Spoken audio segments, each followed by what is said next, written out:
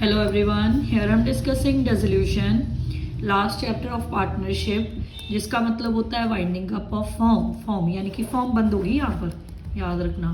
दो वर्ड्स होते हैं, डिसोल्यूशन ऑफ फॉर्म और डिसोल्यूशन ऑफ पार्टनरशिप। अब इन दोनों में डिफरेंस क्या है? जैसे ABC 3 पार्टनर है, एक ठीक है, अगर उन्होंने डी एडमिट करा तो पुरानी फॉर्म क्या हो जाएगी? डिसॉल्व।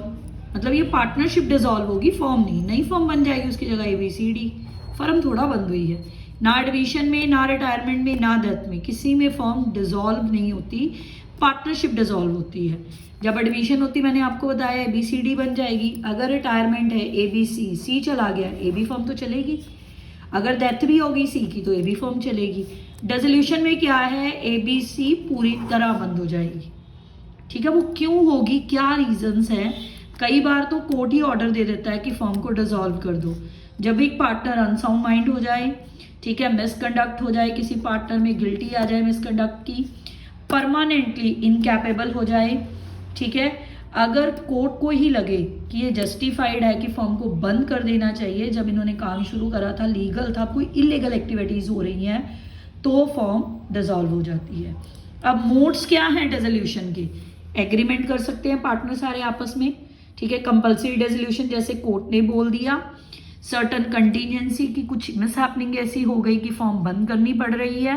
पार्टनरशिप एट विल, ये ऐसी होती है जब भी कोई पार्टनर अपनी मर्जी से नोटिस दे दे कि पार्टनरशिप को बंद कर दो, क्योंकि ऑलरेडी लिखा हुआ है कि ये पार्टनरशिप एट विल है, तो फॉर्म बंद हो जाएगी और कोर्ट ने फॉर्म बंद कर दी।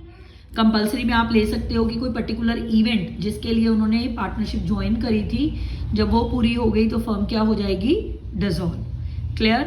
अब इसमें कौन कौन से अकाउंट्स बनते हैं? रियलाइजेशन, कैपिटल और बैंक। और बैंक यहाँ पे हमेशा बैलेंस होगा। इनका परफॉर्मा क्या है? रियलाइजेशन में, यहाँ आपके क्वेश्चन में आपको बैलेंस शीट दी होगी, आपने उसे देखकर क्वेश्चन करना है। बैलेंस शीट की एसेट साइड पे जितने एसेट हैं वो आप टू साइड लिख दोगे। कौन से नहीं लिखोगे? Cash, bank, accumulated losses. Accumulated losses कौन से? Advertisement suspense, deferred revenue expenditure और P&L अकाउंट का डेबिट बैलेंस और पार्टनर लोन। ये आप रियलाइजेशन में नहीं लिखोगे, बाकी सारे एसेट ट्रांसफर कर दोगे। और बाय साइड आप सारी लायबिलिटीज ट्रांसफर कर दोगे। लायबिलिटीज में क्या क्या नहीं करोगे? कैपिटल और करंट अकाउंट का balance, reserve, loan from partner, ये आप नहीं करोगे। ठीक है, अब नेक्स्ट प्रोविजन और IFR, इन्वेस्टमेंट फ्लक्चुएशन रिजर्व, ये रियलाइजेशन में हमेशा बाय साइड में आते हैं, एक ही जगह पे आते हैं, इनकी और कोई ट्रीटमेंट नहीं है। इन्हें कैंसिल कैसे करोगे? रियलाइजेशन में बाय साइड डालकर।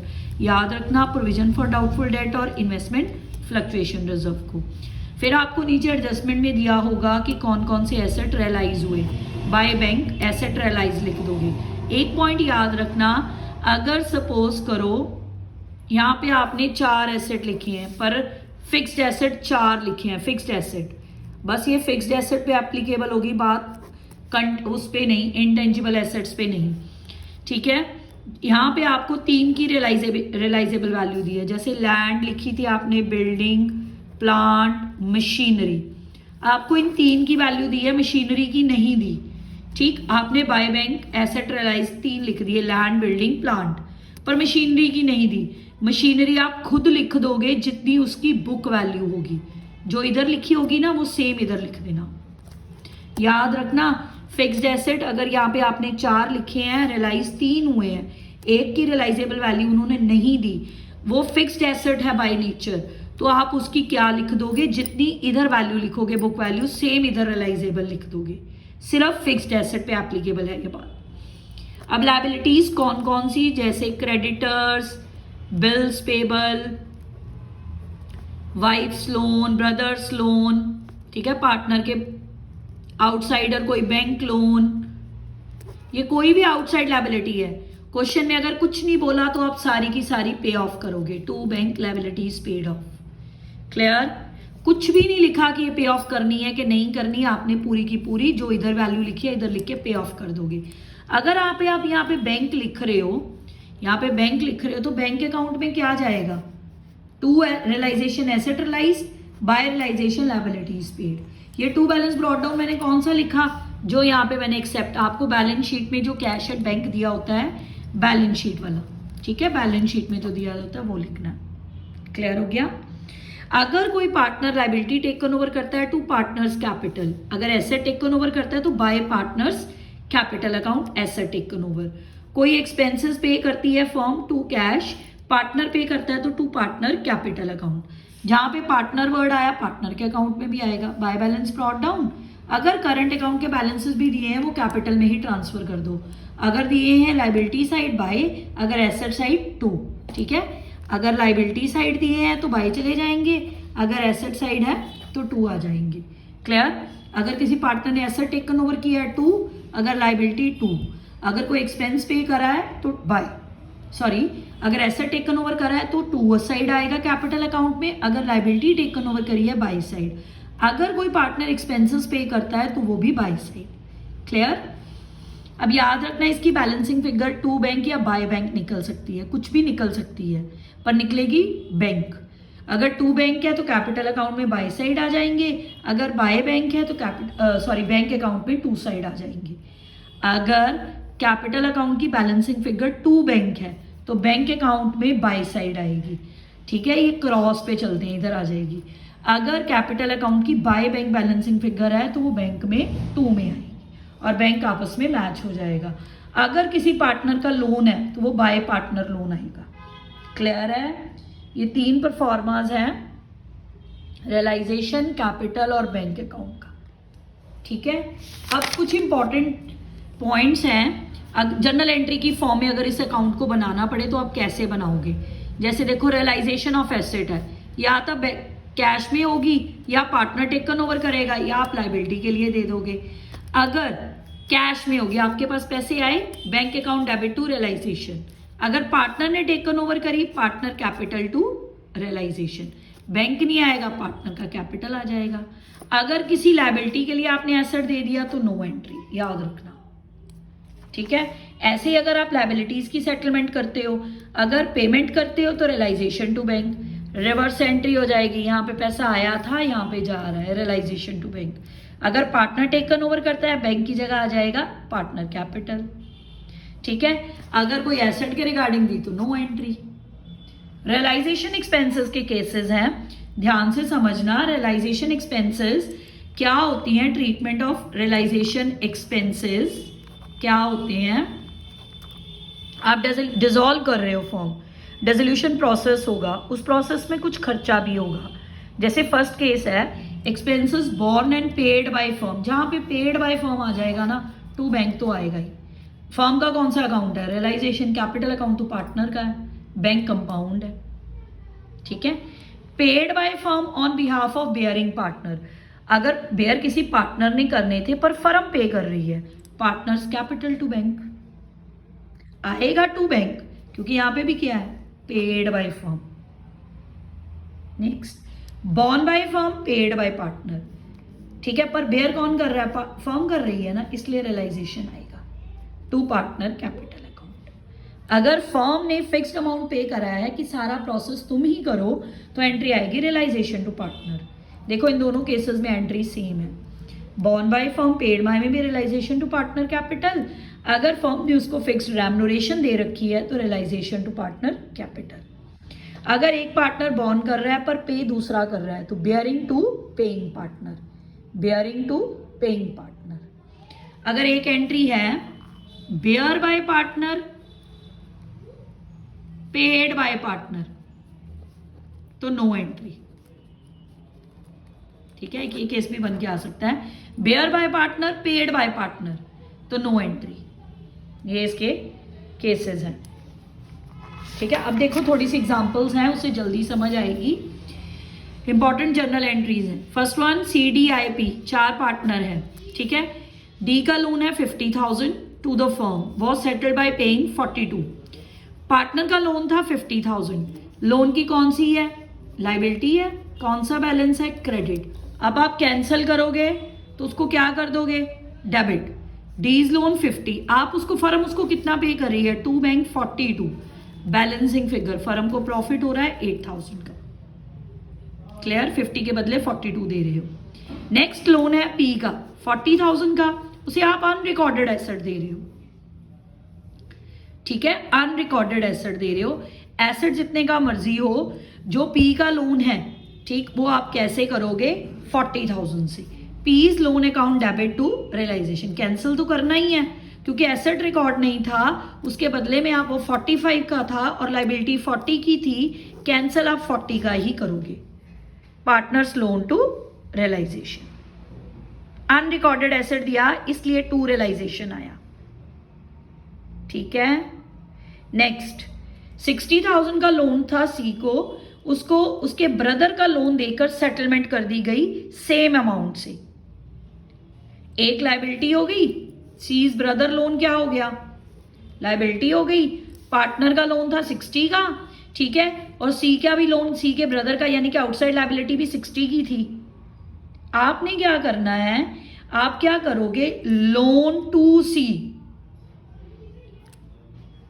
देखो लोन टू सी था 60,000, वो कैसे सेटल हुआ, by payment to C's brother loan.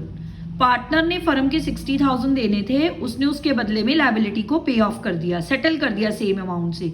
अब जब एसेट रियलाइज हुआ, bank to Charu loan to C, 60,000 उसने पे करे, वो किसके लिए यूज करे गए, ठीक है, पार्टनर ने अपना लोन रीपे बैक करा, bank to C's loan cancel करी, हमारे पास पैसा आया, लोन कैंसिल हुआ, 60,000, पर उससे क्या किया गया, आउटसाइड लायबिलिटी पे ऑफ हुई, realisation to bank, bank cut गया, एंट्री बन गई रियलाइजेशन टू लोन टू सी।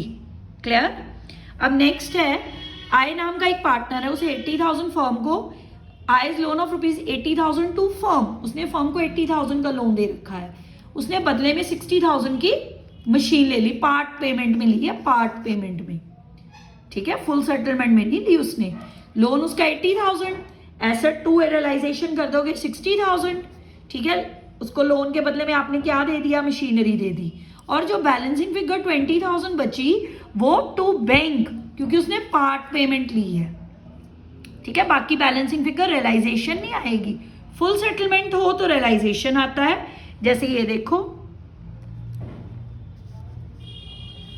यहां पे उसने पार्ट पेमेंट में 60,000 की मशीनरी ली, 20,000 उसको कैश पे ऑफ होगा। क्लियर। नेक्स्ट है, क्रेडिटर है जिसको 1,40,000 की मशीन, 1,40,000 का उसे मशीनरी एक्सेप्ट करी थी, 1,40,000 की, 1,80,000 की, 1,40,000 का क्रेडिटर था, मशीनरी आपको उसने 1,80,000 की दी थी, आपने उसको जो एक्सेस अमाउंट है 40,000 वो फर्म को रीपे बैक कर देगा, वापस कर देगा। हम मान लेंगे ये एसेट हमारा रियलाइज हो गया, कैश टू रियलाइजेशन 40,000। क्लियर। देखो ध्यान से समझो, क्रेडिटर 1,40,000 का है, आपने उसको मशीनरी 1,80,000 की दे दी, जितनी वैल्यू ज्यादा होती है, जो डिफरेंस होता है, वो क्रेडिटर फर्म को वापस कर देता है। वापस करने की क्या एंट्री आएगी, कैश टू रियलाइजेशन, क्योंकि आपके एसेट की वैल्यू उसके लोन से ज्यादा है, ठीक है, जो एक्सेस अमाउंट होगा उसने फर्म को वापस कर दिया, cash to realisation 40,000।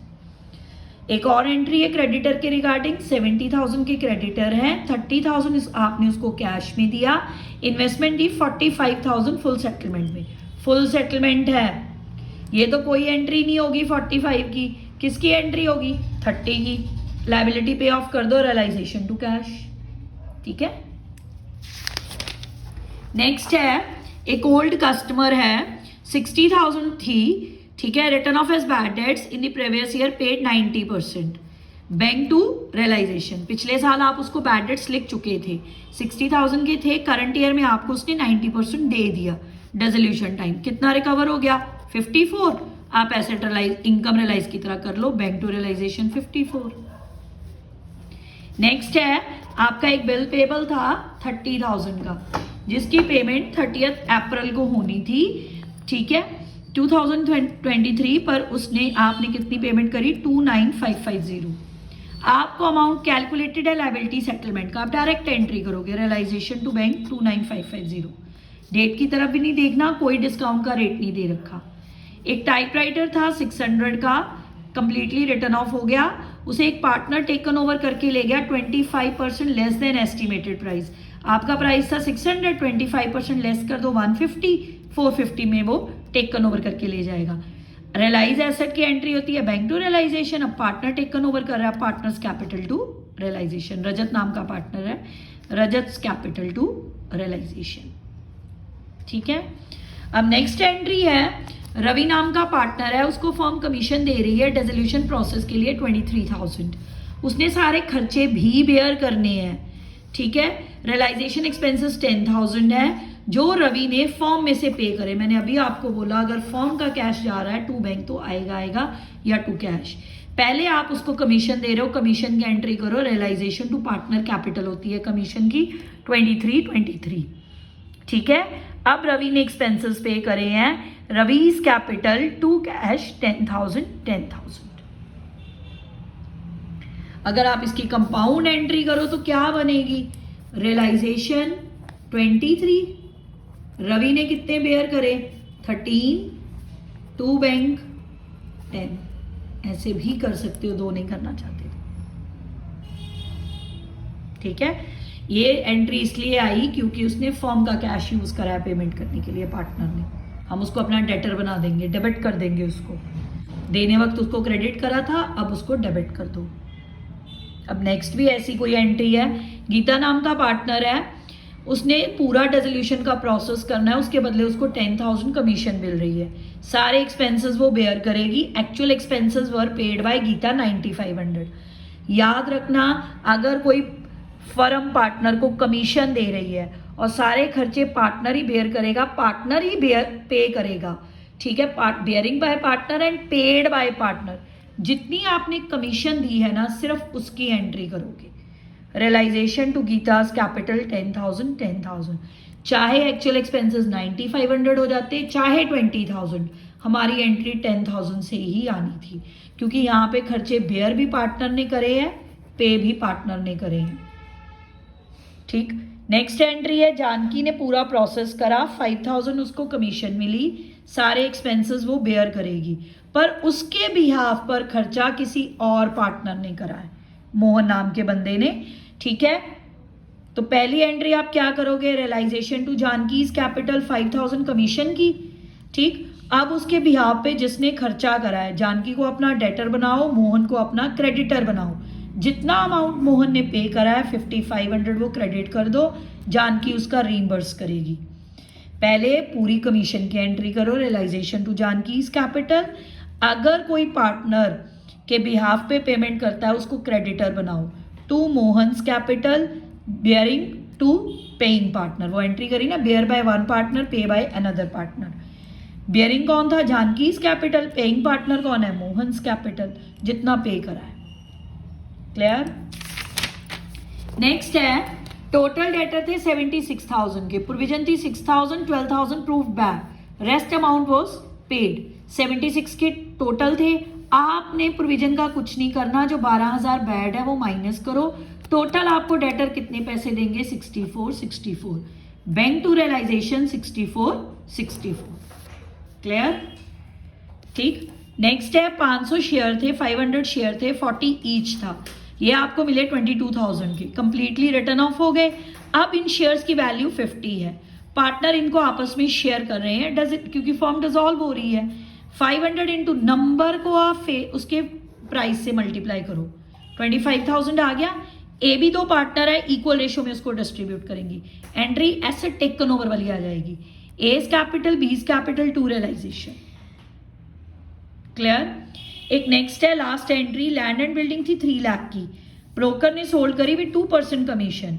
Asset realise की एंट्री कर दो, बैंक टू रियलाइजेशन। अमाउंट कैसे निकालोगे, 3 लाख था, 2% कमीशन 600, ये माइनस कर दो अपनी रियलाइज्ड वैल्यू से। आपको नेट कितना रियलाइज हुआ, 2,94,000। क्लियर। अब लास्ट टॉपिक है इस चैप्टर का, मेमोरेंडम बैलेंस शीट। जब भी आप क्वेश्चन करते हो ना डिसोल्यूशन का, आपको बैलेंस शीट गिवन होगी। अगर आपको बैलेंस शीट नहीं गिवन तो पहले आपको ड्रॉ करनी पड़ेगी, बनानी पड़ेगी। उस बैलेंस शीट का नाम होगा मेमोरेंडम बैलेंस शीट। अब ये देखो, मैंने एक एग्जांपल ली है। ए भी दो पार्टनर है, 3:2 रेशो है। ए उनकी ओपनिंग कैपिटल इतनी दे रखी है, 3 साल के प्रॉफिट दिए हैं before interest allowing 30,000, 22,200, 5,380। Third year में लॉस है। 44,000 पर ईयर उनकी ड्रॉइंग्स है। क्रेडिटर है उनके 16,400 की एसेट ने रियलाइज किया रहा, 85,780 आपकी एक्सपेंसेस हैं। अब बेटा इसमें हमें 3 साल के कैपिटल अकाउंट बनाने पड़ेंगे क्योंकि हमें 3 साल के प्रॉफिट लॉसेस गिवन है, ठीक है। अब कैपिटल अकाउंट जो से सबसे पहले ओपनिंग कैपिटल दे रखी है, by balance brought down, interest on capital 10% है, डाल दो। अब जो ये प्रॉफिट है इसमें से इंटरेस्ट ऑन कैपिटल नहीं डिडक्ट हुआ क्योंकि उसने लिखा है बिफोर अलाउइंग। पहले आप 30,000 में से ये 5,000 माइनस करोगे, 25,000 को उनकी प्रॉफिट शेयरिंग रेशियो 3:2 में डिस्ट्रीब्यूट करोगे, 15,000 10,000 आ जाएगा। ड्राइंग्स 2 होती हैं, ये बैलेंसिंग फिगर आ गई, ठीक है, बैलेंस कैरी डाउन। अब ये 21 का था। अब 1 साल का क्लोजिंग बैलेंस अगले साल का ओपनिंग बनेगा, बन गया। अब आईओसी 10% लगाओ, प्रॉफिट है 22,200, इसमें से 4,400 और 2,800 माइनस करके 3:2 में डिस्ट्रीब्यूट करो profit. Drawings 4,000 4,000 same, 53400 32800 is your balancing figure. Clear हो रहा है, ठीक है। फिर ये थर्ड ईयर आ गया 23, बाय बैलेंस ब्रॉट डाउन 53328। अब याद रखना इसमें लॉस है, आईओसी आप नहीं दोगे, ठीक है, आईओसी नहीं दोगे, ना ही प्रॉफिट में माइनस होगा क्योंकि हमने आईओसी को क्या माना है, पार्टनरशिप में अगर कुछ ना लिखा हो तो एप्रोप्रिएशन, और एप्रोप्रिएशन माना है तो लॉस के केस में आईओसी यानी कि इंटरेस्ट ऑन कैपिटल नहीं देते, ठीक है। ड्राइंग्स डाली, लॉस डाल दिया, सिंपल, ये बैलेंसिंग फिगर आ गई। अब बैलेंस शीट बनेगी मेमोरेंडम, कैपिटल अकाउंट के ये बैलेंस डाल दो जो हमारे लास्ट ईयर में निकले हैं 23 में, ठीक है। आपको क्रेडिटर कितने दे रखे थे, 16,400 के, वो भी डाल दो। अब आपकी बैलेंसिंग फिगर निकलेगी सन्ड्री एसेट्स। हमें ये वैल्यू चाहिए थी क्योंकि हमें रियलाइज्ड गिवन थे, हमें ओरिजिनल एसेट्स तो पता ही नहीं थे। रियलाइज देखो 85 गिवन है, एक्सपेंसेस भी दे रखे हैं, और एसेट्स कितने के थे, ये आपने एसेट्स की बुक वैल्यू निकाली है पूरा प्रोसेस करके। कैसे, पहले 21 की कैपिटल अकाउंट बनाए, फिर 22 के, फिर आपने 23 के, फिर आपने मेमोरेंडम बैलेंस शीट में 23 के बैलेंस कैरी डाउन डाले, क्रेडिटर्स डाले, बैलेंसिंग फिगर सन्ड्री एसेट्स निकली। अब रियलाइजेशन में 2 सन्ड्री एसेट्स, बाय क्रेडिटर लिखो, बाय बैंक एसेट रियलाइज हमें 85,000 गिवन है और रियलाइजेशन की एक्सपेंसेस भी। अब by bank asset realise 85, 2 bank creditor. मैंने बताया ना आपको अभी कि रियलाइजेशन में अगर कुछ ना बोला हो कि लायबिलिटीज पे ऑफ करी या नहीं, आपने करनी ही करनी है outside. 2 bank creditor, book value same लिख दो। बाय लॉस निकला, 3:2 में डिस्ट्रीब्यूट कर दो। अब capital account by balance brought down कौन सा लिखोगे, यही वाला। लॉस ये जो 4,220, ये बैलेंसिंग फिगर आई। अब कैपिटल अकाउंट की बैलेंसिंग फिगर क्या निकलती है, 2 बैंक या बाय बैंक। 2 बैंक निकली, ये बैंक में कौन सी साइड जाएगी, बाय साइड। यहाँ एसेट रियलाइज में आपने क्या लिखा था, बाय बैंक, बैंक में क्या लिखोगे 2, ठीक है। क्रेडिटर लिखे थे 2 बैंक, यहाँ पे क्या लिखोगे, बाय। टोटल करो, मैच हो गई। क्लियर, देख लो।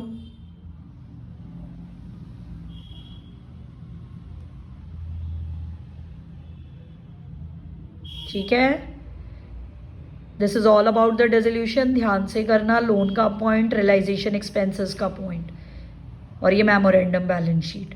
Thank you very much.